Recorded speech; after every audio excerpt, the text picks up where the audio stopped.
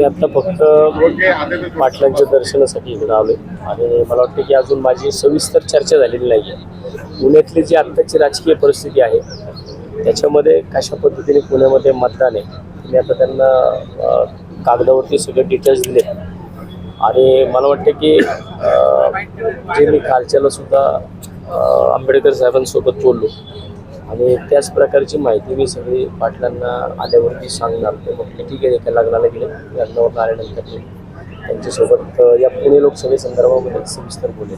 जे काही मराठा समाजातून एक अपक्ष उमेदवार उभा केला जाणार अशा पद्धतीचं ठरलं जात आहे, त्यामुळे तुम्ही इच्छुक राहाल का? मग 100% मी अगदी सुरुवातीच्या काळापासून ज्या दिवशी मी 12 तारखेला महाराष्ट्र नवनिर्माण सेना अपक्ष सोडला अगदी त्या दिवशीपासूनच मी अपक्ष उभा राहणार या विषयावरती मी ठाम आहे. आणि कालसुद्धा मी वंचित बहुजन आघाडीचे नेते प्रकाश आंबेडकर यांना सुद्धा काल मी याचसाठी भेटलो आणि आज सुद्धा मी पाटलांना यासाठी भेटतो की मी अपक्ष म्हणून पुण्यामधनं मराठा उमेदवार आहे. सकल मराठा समाजाचं काम मी अगदी सुरुवातीपासून करतोय. काही अडचणी होत्या परंतु त्या अडचणी असताना सुद्धा मी काम करत होतो. जरांगे पाटलांच्या नेतृत्वाखाली तुम्ही ही निवडणूक लढण्यास तयार आहात? 100% मी सकल मराठा समाजाचा एक पाईक आहे. अगदी सुरुवातीपासून मी या सगळ्या विषयामध्ये आहे, होतो आणि राहणार.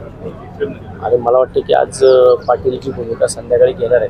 शेवटी अख्ख्या महाराष्ट्राचा विचार त्यांना करायचा आहे. महाराष्ट्रामधून सगळ्या भागामधून त्यांच्याकडे आता लोक आलेली आहेत आणि मला वाटतं मी सुद्धा आमच्या पुण्यामधले बरेच लोक इकडे आले. त्यांनी सुद्धा आमच्या पुण्याची बाजू जी काय आहे ती सगळी त्याच्यामध्ये फाईल दिलेली आहे आणि त्या फाईलमध्ये सकल मराठा समाजाच्या वतीने जी यादी देण्यात आली त्या यादीमध्ये माझं सुद्धा नाव आहे. आज पाटील जी भूमिका घेतील ती संपूर्ण सकल मराठा समाजाला मान्य असणार आहे. त्यामुळं संध्याकाळच्या भूमिकेकडे सगळ्या महाराष्ट्राचं लक्ष लागलेलं आहे. पुण्यामधून अजूनही काही इच्छुक इथं आलेले आहेत? आलेले असतील. सकल मराठा समाजाची परवा दिवशीची मीटिंग झाली त्याच्यामध्ये 4-5 नावं आहेत. आता शेवटी निवडणूक आहे, याच्यामध्ये कुणाला तू करू नको असं नाही. आणि पाटील जर सकल मराठा समाजाचं नेतृत्व करतात तर त्यांच्यापुढे प्रत्येकजण आलेलं आहे आणि त्यांनी प्रत्येकाने स्वतःची बाजू मांडली, तशी मी सुद्धा माझी बाजू मांडली.